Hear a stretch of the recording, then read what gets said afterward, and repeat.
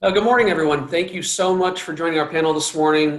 We are lucky to have just an esteemed group of folks here to talk about issues particularly related to creating economic mobility through work-based learning. Obviously, the way we think about learning, the way we think about education is changing, and certainly the impact of COVID will have even greater impact on the future of learning. And we have a panel of experts with us to discuss that today. Not going to get too much into work-based learning itself, but just as an overview, we're really talking about educational strategies that provide learners with real-life work experience, where they apply those academic skills and technical skills together in an environment where they can really enrich themselves and also accelerate their career paths. So with that, I will start with introductions from our panelists in alphabetical order. First and foremost, we have Patricia Gray, who is a College Now scholar. And Patricia, if I remember correctly, you just got your bachelor's in IT from OU middle of August. Is that correct? Yes, I actually completed August 15th, and it's actually a Bachelor's of Technical and Applied Studies. I received my IT networking software degree from Cuyahoga Community College. And just high level, tell us a bit about yourself and how you got involved with College Now and also your interest in tech and IT.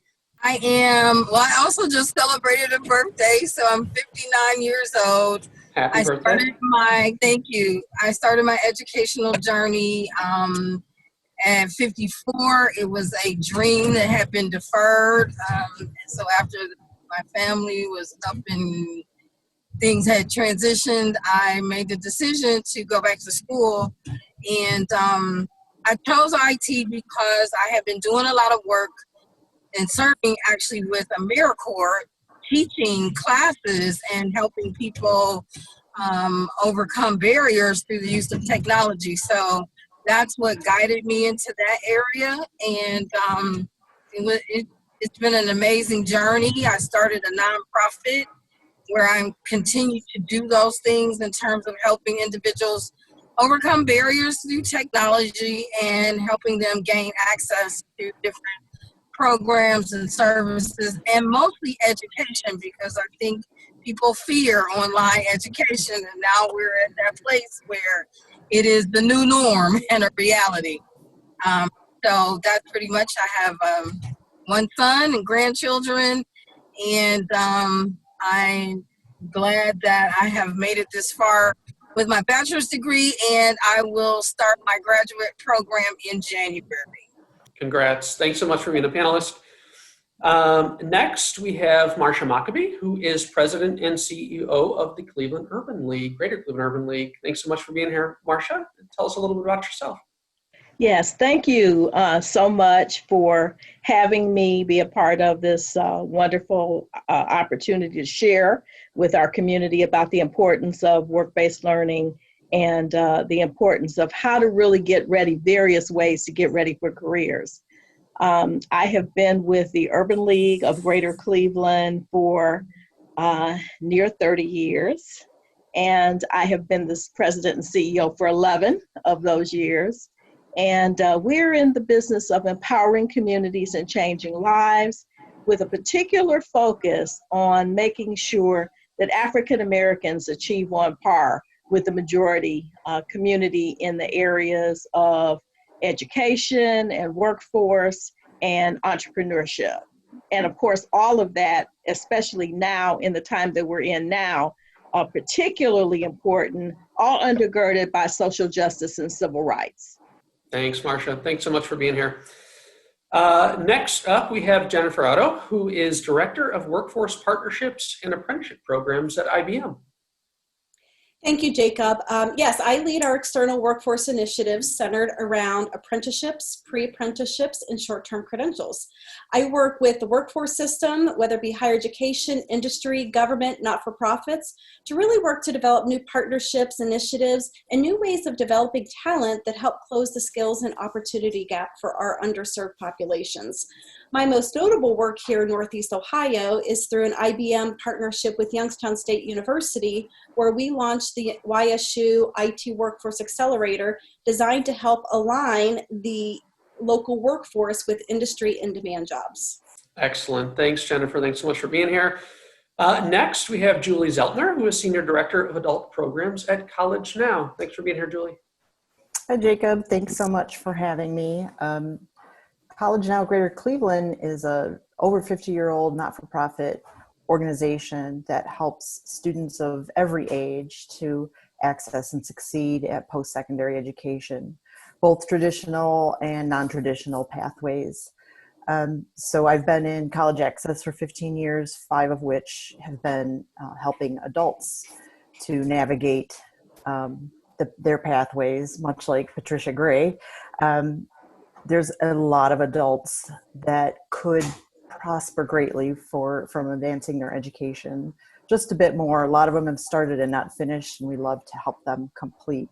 37% of students in traditional schools are now adult students over age 25, and they need some of the same kind of supports that traditional students do need. So that's what we're here for. Excellent. Thanks so much for being part of the panel.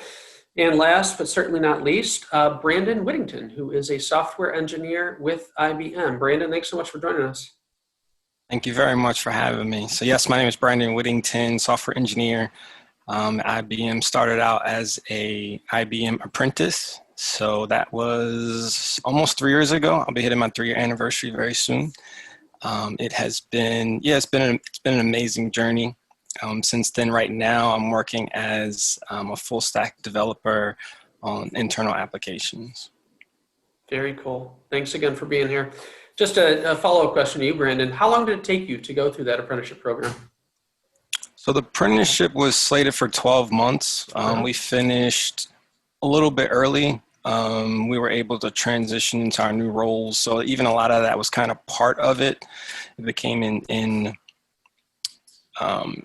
it encompassed some of the work, the next role that we went into, because it's a lot of practical learning. So we were able to work those two things together. But 12 months officially, but I was able to finish the curriculum in probably about 9 months. Very cool. Great. So thank you all once again. Jennifer, maybe to start with you, we've all talked for the past 10 minutes or so about this idea of, economic mobility and work-based learning, but it strikes me that some folks who are listening today might not know exactly what that means. How do you define work-based learning, and why was it so important to what you do in your role at IBM? Right. So work-based learning are activities that occur in workplaces through which an individual can gain the knowledge, skills, and experience needed for entry or advancement into a particular field. So work-based learning provides learners with real-life work experiences, support that complement their academic or work-based instruction, whether it be digital classroom training to on-the-job training and mentorship. These experiences typically occur within an employer's environment, be it on-site or remote. So various forms of work-based learning include what we all know as traditional internships or co-ops. It could be any on-the-job training. And more recently, a growing number of organizations are embracing what we call the gold standard of work-based learning, apprenticeships. And how long has IBM been engaged in apprenticeships at this point? Apprenticeships, Brandon is actually part of our first cohort of software engineer apprentices, and he has been on board, I think it's 3 years is when we launched our first program. And we now have well over 500 apprentices who are either in the program, been through the program across 30 different occupation types, both technical and non-technical roles like human resources, sales, and project management. That's great. And Brandon said it took, it was a 12-month program. It took him a little less than that. If someone's looking to make the investment time-wise in that type of program, what would their expectations be for how long through that program it would be? Our apprenticeships at IBM are competency-based. They're skill-based apprenticeships, which gives us a little bit more flexibility to advance the student at their own rate. So while most of our apprenticeships are 12-month in nature, Brandon is a great example where he was able to complete the program in just 9 months. That's great. Thank you, Jennifer. Marsha, if we could go to you next. One of the things that we like about work-based learning things like apprenticeship is the opportunity for greater upper economic mobility, right? I mean, it opens up learning opportunities for folks who can go down maybe a non-traditional path, but still acquire skills and that lead to good paying jobs, family sustaining wages, those types of things. Can you talk about how it leads, in your view, to upward economic mobility and why it's so important that we think differently about these types of ways of learning?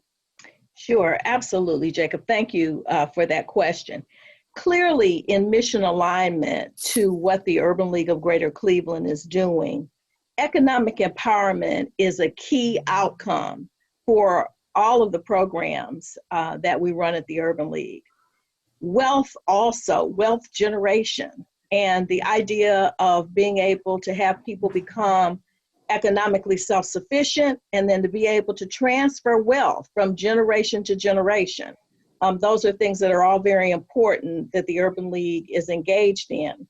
And so the entry point, obviously, for many individuals that we serve is really that first career step, that first opportunity to get into a career that provides a living wage and opportunity for advancement.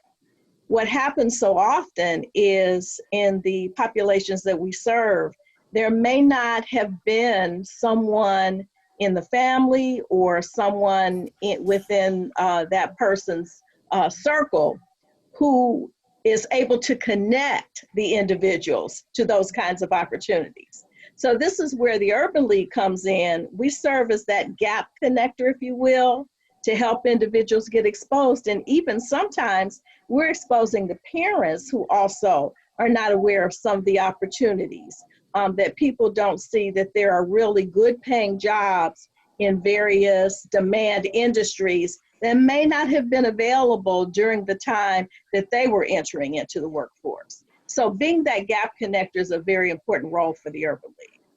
Such a key point, and it's something we realize as an organization that, you know, increasingly you have to get to folks at a younger and younger point to get to their parents. You know, we have started some initiatives that target 6th through 12th graders, for instance. Can you talk about why it's so important to target people at a younger and younger point and really to connect with their parents as well? Absolutely. And you know, I heard one of the other panelists talking about, a colleague from IBM talking about how important apprenticeships are. Well, I've had a chance to look in going to China and a few other places, had a chance to see how apprenticeships work in other countries. And absolutely, it's based on getting young people exposed to business and industry opportunities early so that it accomplishes a couple things. Number one, they get a chance to really explore what that industry is about. Number two, it gives them a chance to see where there's a match for their aptitude, skills, and talents for that industry or not.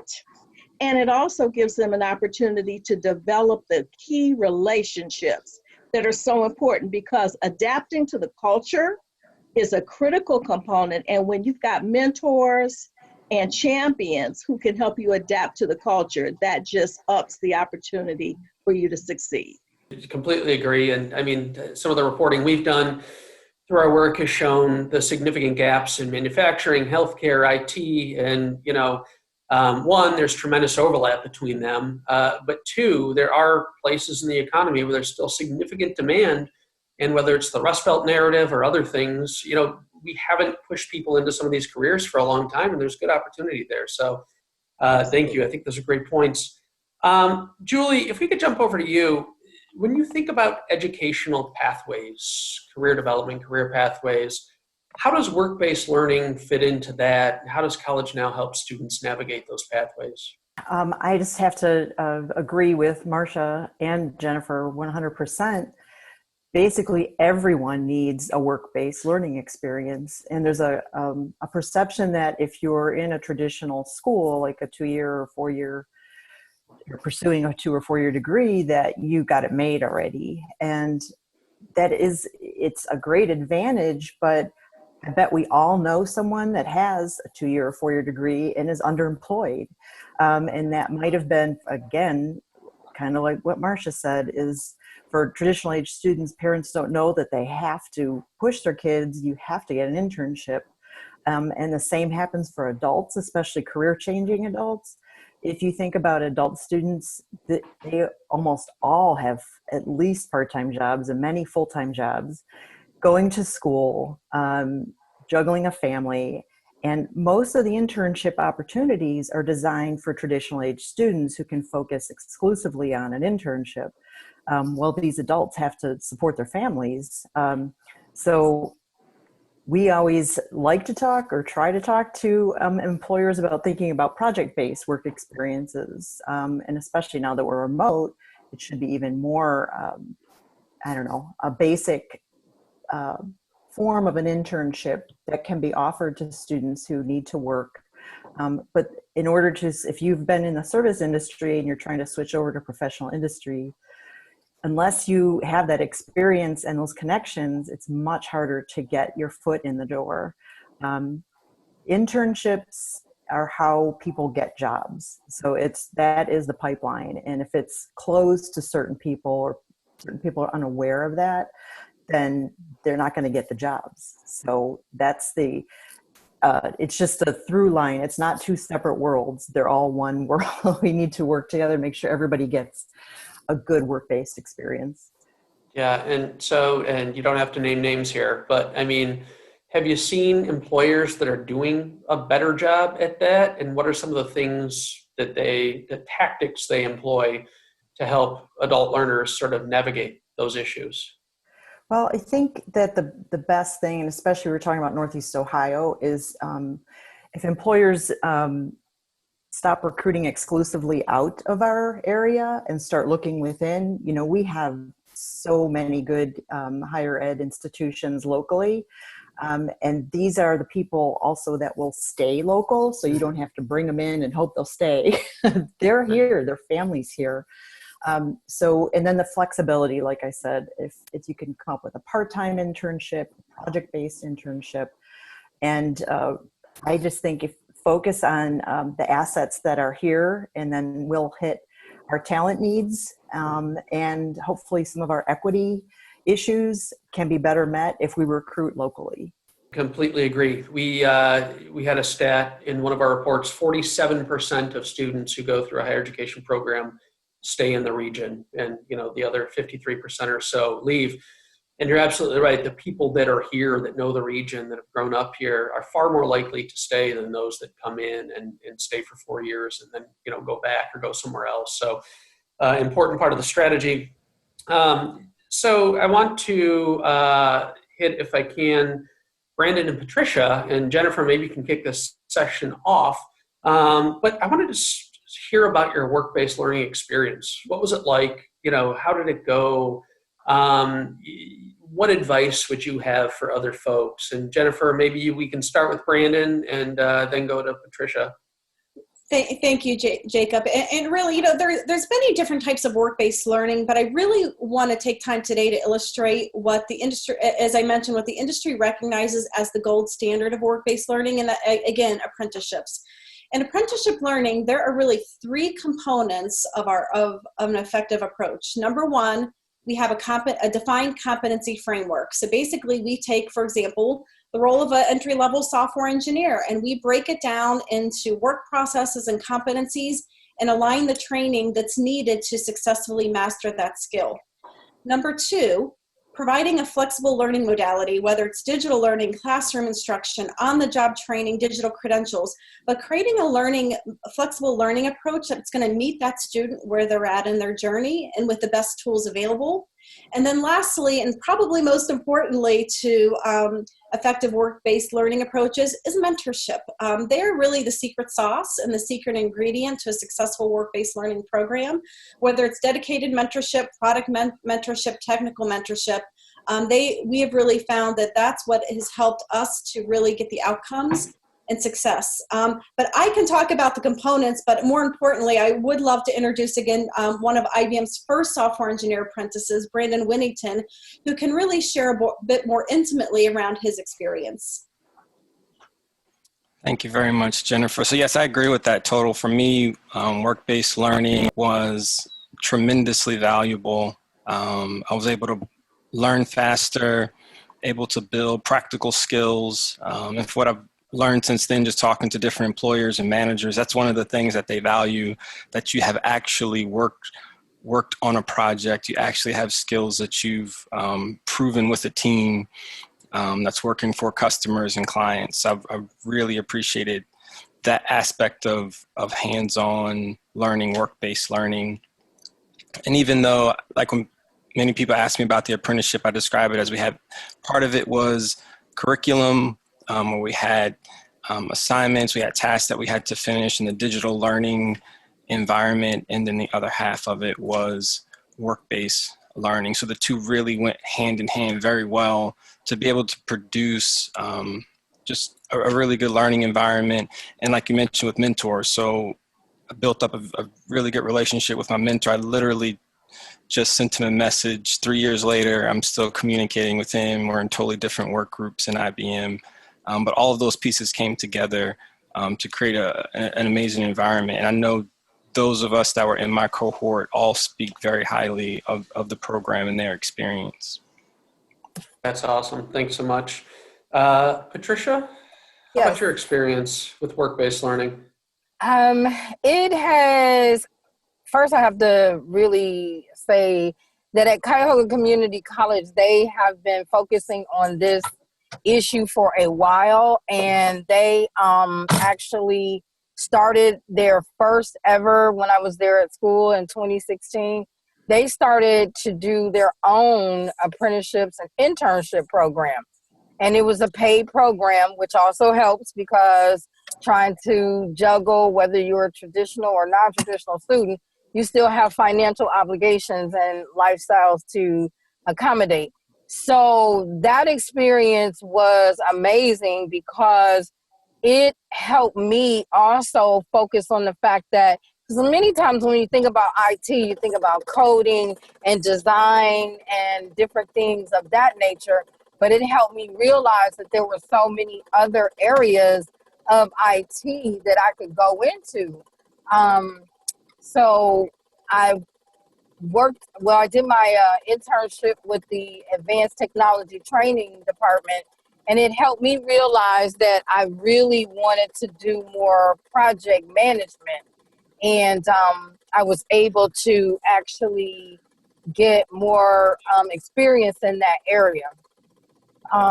So without that, I don't think I would have been able to really focus on the direction I really wanted to go in, that I could serve best in. Also, I did 4 years in AmeriCorps, and I think that a lot of times that is a valuable service that many people are not aware of that exists. And so that was a lot of work-based experience, because based on my educational journey, they were able to put me at organizations that helped me get the experience that I needed in terms of the path that I was going with IT and just leadership overall.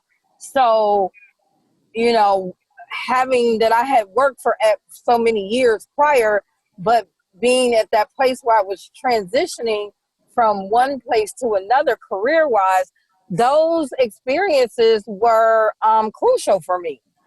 Because even though I could walk into an employer and I could sell myself, having had the experience to show that I had actually did project management work, that I had actually had a mentorship as well, helped me become more strategic in the directions that I was going in.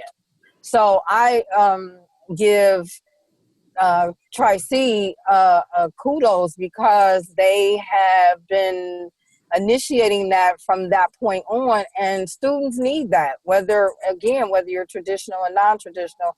And I have to say this, I'd be very remiss if I also did not say how much College Now helped me with my transition. From the very first semester that I started at TriC, I was able to connect with them, and they also helped in guiding me to resources and information that became very crucial once again for my learning experience.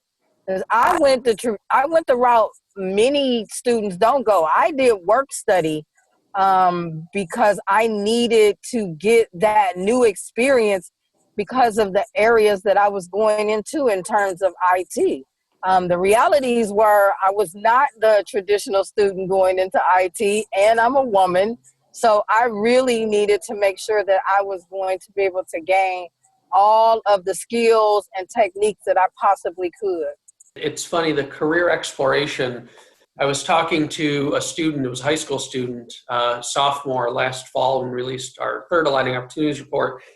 And the student was interested in criminal justice, and it just happened to be having a casual conversation and said, that's cool, they want to be a police officer, okay. Have you considered cybersecurity and what that could do for your career path? And they had. And they had sort of a very, I don't want to call it antiquated, but they had a too narrow of a view of what their career path could be. So I think some of the things you touched on there as it relates to exploration are so important for students of all ages, whether you're 59 or whether you're 16, to really understand, how many opportunities there are within these fields. So thank you for that. Marcia, I'm going to jump back to you. We just published our Misaligned Opportunities report. Folks listening today have seen what that is, but essentially a deep dive into equity-related talent issues in Northeast Ohio specifically.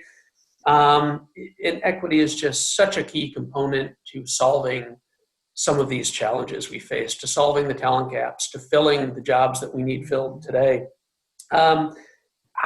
How, in your view, does the economic development system, the workforce development system, higher education need to start confronting racial barriers? And how can that lead to increased work-based learning opportunities that then lead to good jobs and opportunities down the road?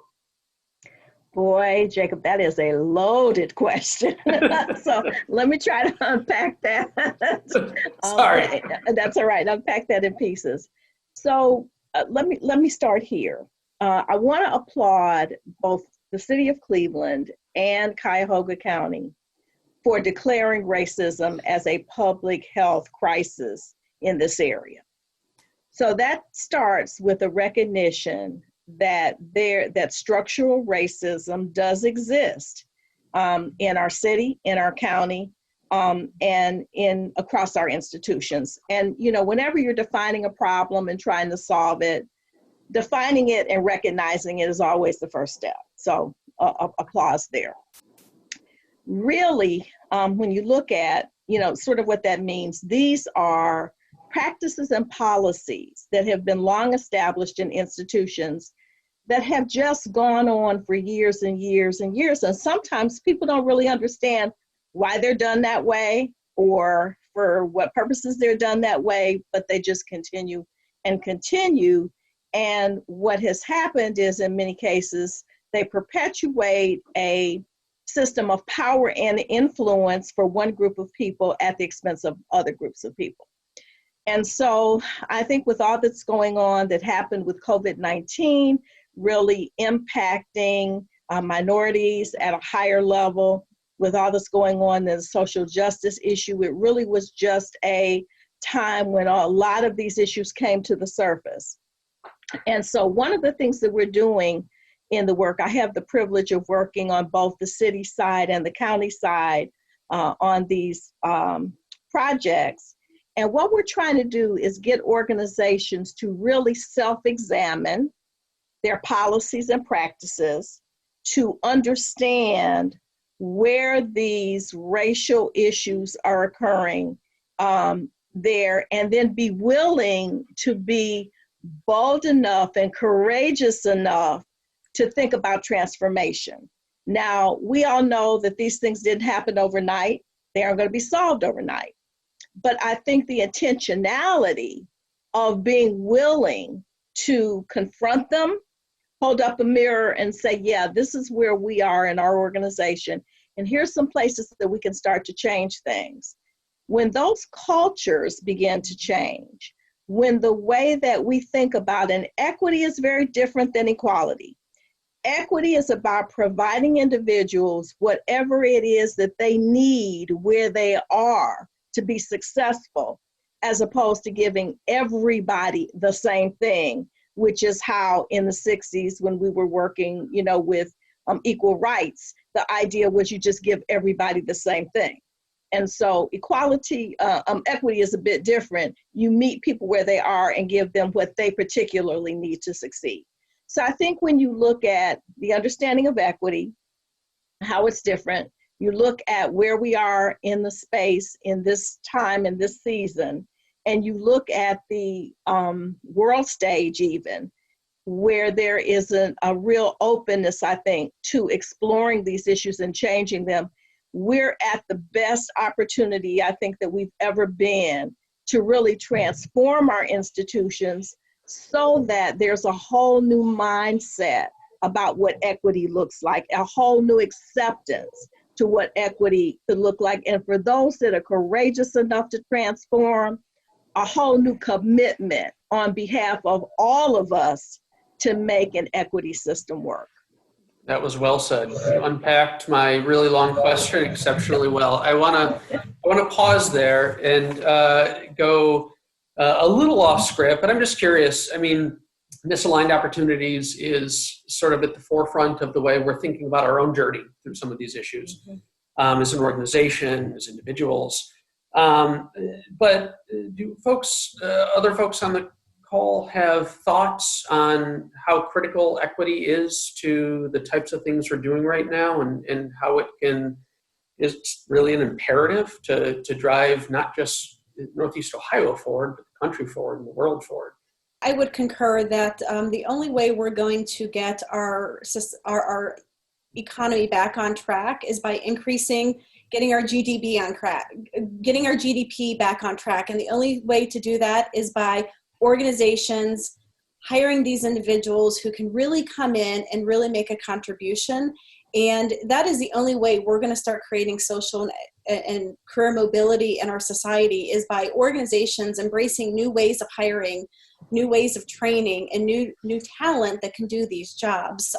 So I think we're starting to get on the tipping point of that. It's very exciting to see some of the great work that organizations are doing, whether it's, the IBMs of the world, the not-for-profits, or even some of the universities. But it is going to be essential to our continued growth and being able to solve this opportunity gap. Marsha, I'm so glad to hear that you're heading up some of those efforts, because I know that you'll make real things happen.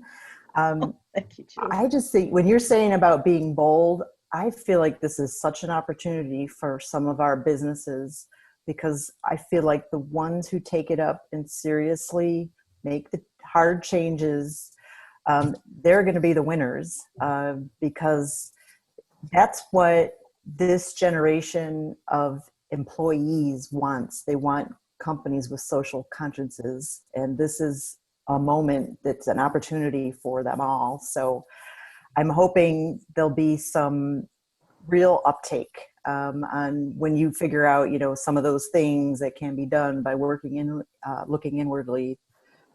I think it's a great opportunity for those companies to be in the front of what's going to come for all of them.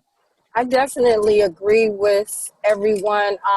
I got the opportunity to actually proctor Workkeys assessments, and what it did, it allowed individuals to take tests to show their skill levels, because we all know that there are companies out there who still have traditional job descriptions that don't really fit the real world. And many times positions are going unfilled because they're still looking for this person that fits in this category. But yet today we have a lot of people that have a lot of skill sets. It was my dream to go to college. College isn't for everyone, but there are a lot of people out there who have technical skills, who have gone and taken trainings and have gotten certifications that would fit in a lot of those positions, but they're not being looked at. So it was very moving for me. I spent a year doing the Workkeys proctoring, and to see that there's a lot of talent out there that's not being utilized. And also working in underserved communities, there are a lot of individuals in those communities also who unfortunately, based on a lot of the racial issues that we are facing and have had to face and will continue to face until companies and people change their mindsets, they are being left out of this work environment and being able to help industries grow and also them grow. So I just hope that all of the efforts that not only all of the other panelists, the work that you're doing and the initiative, but people like myself continue to speak out and speak up, because their change is possible, but we gotta want it. We gotta work for it. And one comment that I have on that, when I used to work with the Girls Who Code group, there was an expression I heard several people say is you can't win a game with half your team on the bench. Mm-hmm. So especially regarding technology and some of the problems that technology can help us to solve, we're going to need everyone's perspective on that. Different races, genders, backgrounds, everyone has to come. I think about if myself and 3 people like me, I don't have children, if we tried to write an app to solve a problem for a mom shopping with 3 kids, right? We could sit there and we could build what we think she would want. But if we had 3 people on our team who are in that situation, we'd probably very likely build a better app than if I just sat there and imagined what I thought she wanted. So some of these issues like we said, regarding race, regarding gender, to get everyone involved, to get everyone playing in the game, so that we can solve these big problems that technology has the capability to help us to solve. Just such a great discussion. I mean, and I think to something lots of folks have touched on, and we happen to have a bit of an IT theme going on here unintentionally. But, you know, the employers who are having the least challenges finding folks, recruiting talent, are the ones who are thinking creatively, who are thinking differently, who are thinking outside of the box, who aren't letting credentials get in the way of hiring skilled people, who are thinking about, Brandon, to your comments, how you think about a diverse workforce. And diverse means a lot of different things. But to your point about the app, I think it's a great one. You know, we can think about someone else through our own lens, or we can engage them in a dialogue in terms of how it impacts them. And I think that's really powerful. So what advice do you give to young or adult learners who come to you and say, you know, we're thinking about something different. We're thinking about what we want to do with our careers? Whether I'm engaging with a group of students or engaging with employers thinking about these topics, the first thing I ask is everyone get out a piece of paper. And on one side of that piece of paper, I want you to write the word hope. And on the other side of that piece of paper, I want you to write the word fear.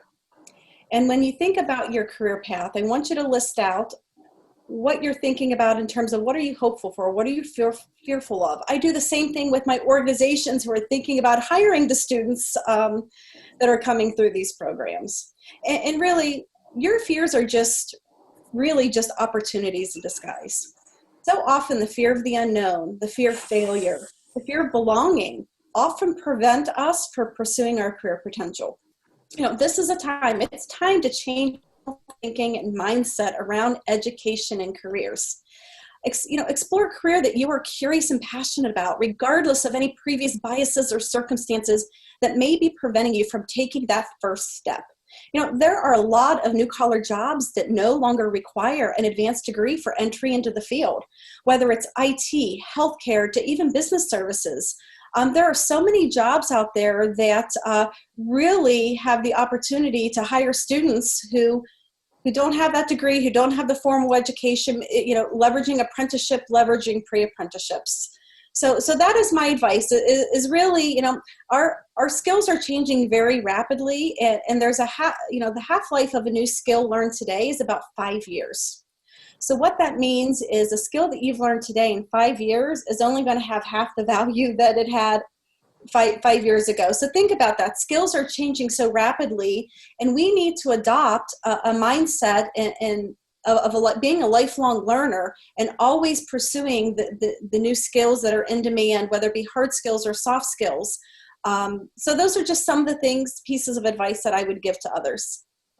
Julie, thoughts from you? Yeah, so I think it's often a case of exposure and just unawareness of what in-demand jobs are out there. A lot of our worlds are very narrow, and I had the same experience you did, Jacob, as I know what a teacher is and a lawyer and a nurse, and I don't know what all these other things are and all the opportunities. So we try and make ourselves aware of course, in-demand jobs and pathways, and then we really feel like guiding people through that, because if you're confronted with some strange career that even if you did an interest and skills survey and they say you should be a histologist and you don't know what that is, it doesn't help anything. So often you just need a little bit of guidance, and I'm sure that's what Jennifer does and probably Marsha's team does, is just break it down for me so I understand what this thing is, because it's too big. All of us probably confronted that, trying to figure out what you want to do when you're 18, or after, if you already have a family, and then you really have the pressure on to figure out what you need to do to make a good living for your family. So I just think there's no one way to figure it out necessarily, but just kind of someone who has your best interests at heart and can guide you to the so many options that there are out there.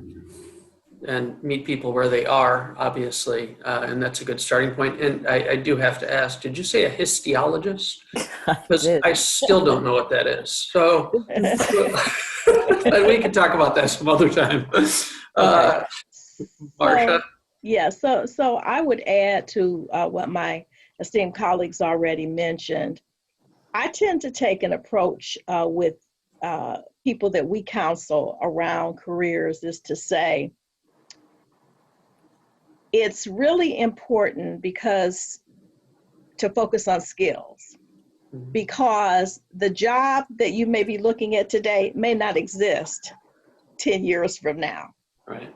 But there are some skills that are transferable, and there are some skills that are going to be evident and needed in all kinds of industries.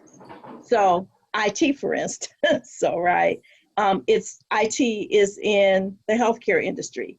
IT is in retail. IT is everywhere. So the thing that we also have really honed in on talking to young people about is developing an entrepreneurial mindset, not necessarily deciding to become an entrepreneur. But if you think about approaching whatever work that you're doing as if it were your own business and you were running it for yourself, it really gives you an edge about creativity, thinking outside of the box, and it really helps you to be more marketable and to move across different industries. I mean, that's the thing that happened for me. I started in for-profit world for 17 years and then went to nonprofit. But those experiences that I had in the for-profit world really make me a better not-for-profit manager, because I understand that not-for-profit is just a tax code. And we have to have the same kind of effort and analytics and all of those things that make for-profit businesses successful. So I think that it's just really about the skills that we have that really will help young people to be marketable for across the spectrum of their lives. And then finally, I get them to understand you need to think about learning and earning for the rest of your life. Forget about where you're learning and where you're earning, but you're going to be doing some combination of that for the rest of your life. Well said. So Patricia, Brandon, I'm wondering if I can ask you from a slightly different perspective, as you know, put on your student lens, if you think about students who maybe aren't interested in, the quote unquote, traditional career path, go to a 2-year, go to a 4-year, but do take a different approach to it. What would your advice be for those students, and maybe even a follow-up to that, and why they should persevere and why it's so important? one of the things that became most evident to me with school was, and my mentor had this conversation with me from the very beginning, was to be strategic. Be strategic, find out the path that you want to go and be strategic with it. But the other thing was, don't be afraid to ask for help. Because I think a lot of times people get deterred because they're not willing to ask for help. And that you can change if you have to. That was one of the things I had to learn, because when going into IT initially, I had one focus. I was going to be a coder. And I realized that was not the skill set for me. I'm a people person, so I needed to find something else. So being able to ask for help and then do research. I think that's one of the things that a lot of times does not happen, is that, it's something that I had to learn to do. I had to learn to do my research, find out what was in that industry, find out all of the different possibilities. How could I use this as a way to enhance my income, but also how could I use it, as Marsha talked about, what are my entrepreneurial aspects with getting involved in IT if this doesn't work out? And being flexible, because it took a lot of being flexible to maneuver through. And then just don't give up, because that's the easy way. Just don't give up. If it's not working out, seek some help, ask somebody for some suggestions, some guidance, get some resources, and do some research. I had to do all of those things because it was just not a simple plan when I entered school. I had to think about the variables. And I think that's a word I've learned through this journey, variables. Understand that there are going to be variables and you might have to make some changes, but don't give up, persevere, keep going. And if I had to talk to a student who realized or felt that they're on a non-traditional path, I would definitely tell them kind of what Marsha was just saying about learning. Like it's part of what we have to, basically the most valuable skill that we can have is learning how to learn the ability to learn new things quickly. And we're at a point in history when we have more knowledge available than at any other point in history, literally right at our fingertips, on our phones, on our devices. We can learn almost anything via YouTube. YouTube is the first place that most people go to learn anything. Fixing a car, fixing a house, whatever, technology, coding. So having that mindset of trying to learn, even if we don't go the traditional path of learning, you still have to learn how to learn and learn quickly to be able to keep up with the jobs that are going to be available over the next 10 to 15 years. So I would encourage them to do that. Still look for other ways. Just because you don't want to follow a traditional path or a path that everyone else has done, you have to think of another way to get to the same objective. You have to figure out another way to get the same skills with all the resources that are available. Different programs like the one we've mentioned today through the different organizations, like we said, online resources, but just having that mindset, having that growth mindset to be able to learn and teach yourself and get involved. I would say get your hands dirty, especially in my case with development and IT work. Get your hands dirty, develop something, build something, so that you can gain those skills to get you to the point where you want to learn. And things change. I started off as a non-traditional student, but I'm now working on finishing my degree. That's why Patricia's story is so inspiring to me, that she finished and she's going on to further her education. She didn't have the mindset, I'm not at the age of a traditional student, so I don't have that opportunity. She found another path. In my opinion, I still consider that a non-traditional path, even though it includes higher learning. So again, as things change, we may start out one way and it may change to be something else, whether it's the career, the learning process. So doing those things, get involved, get your hands dirty, and look for every opportunity to learn.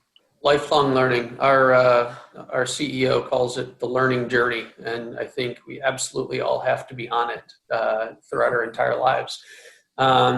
Just great advice. I've really enjoyed the conversation. I know we're close on time here, so I would just like to ask to Marcia, Jennifer, Julie, if folks want to understand how you can help, what you can do for them, how do they get in touch? How can they get involved? How can they get involved with new apprenticeship programs, new collar apprenticeship models, with College Now services, with what the Urban League can do? Marsha, maybe we start with you. So a good way to learn about the Urban League of Greater Cleveland is to go to our website at UL for Urban League, ulcleveland.org. And you can learn about our workforce programs. You can learn about our career pathway programs for high school students. You can learn about our programs for entrepreneurship, and hear a lot about our social justice and civil rights, where we're working on the census and we're working on the voting issues now. We're involved in a lot of leadership issues around those things right now. So we have a young guild organization where volunteers can come and help us to extend our mission. So there's lots of ways to join, and we'd love to have you come and learn more about us. Thanks, Marsha. Jennifer? Right. So, many know apprenticeships as being the trade and construction industry, and IBM, along with a lot of the big industry leaders, are starting to redefine that and making apprenticeships more modern. You'll hear the term new collar, which is, taking a blue collar approach to what have historically been white collar jobs, hence new collar. So, they're just becoming, these types of apprenticeships are just becoming mainstream due in part to companies like IBM, Accenture, Aon, Microsoft, and many others who are working to innovate and change the way companies approach finding and developing talent. So locally, community colleges have always served as kind of like the first stop for apprenticeship programs. But we also find there's a lot more coalition building starting to happen with the universities as well. And as I mentioned, IBM is delivering its IT pre-apprenticeship training program for free locally through Youngstown State University's IT Workforce Accelerator. And pre-apprenticeship, whether it's IBM or pre-apprenticeship, there's also a lot of training providers who are now, in the wake of the pandemic, starting to offer free or very low-cost training programs to help individuals get the skills needed as an on-ramp into these apprenticeship or other entry-level programs. So I would say start with your community colleges. For Youngstown, ysu.edu, there's a link that participants can just fill out a form and get access to the IT pre-apprenticeship program. But I do want to say too is, we're changing our mindset, and we're now starting to see, and we're seeing it personally through some of the work I'm doing, now with remote work becoming the new norm, we're starting to see companies now say, hey, we can work remotely. Why don't we start hiring in areas like Cleveland, like Youngstown, like Akron, and other Midwest and overlooked cities? So, as you're looking for these new positions, keep in mind that a lot of companies now are going full on remote work, and there could be opportunities that exist that maybe don't have a geographic specific need like Cleveland behind it. It's a great point. And I think the value proposition for a place like Northeast Ohio, you don't have to live in, $1 million, 1,200 square foot condo in San Francisco to get the work done anymore, right? Times are changing, and the value proposition we offer is a good one.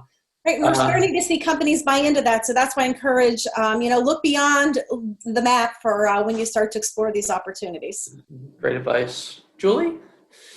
Yeah, so I just want to make it super clear that we will help anyone, any age, any geography, for free with issues of figuring out a career pathway, educational pathway, and financing it. We also have some scholarships, and people can access us through our website, College Now GC for greatercleveland.org. And there's a little guy right on the front page. His name is Tassel, and you text him and someone will get back to you within 24 hours on any of those topics.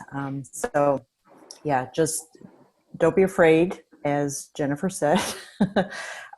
This is zero cost advice. Let us see if we can direct you, and hopefully we can refer people to both Marcia and Jennifer, and tell more people about your great programs too.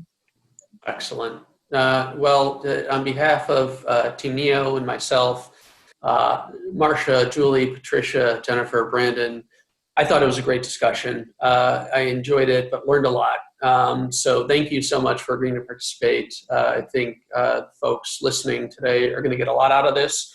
And hopefully we're going to change some lives because of it, because of all the great work you're doing. So with that, thanks so much and enjoy the rest of your morning. Thank you. Thanks.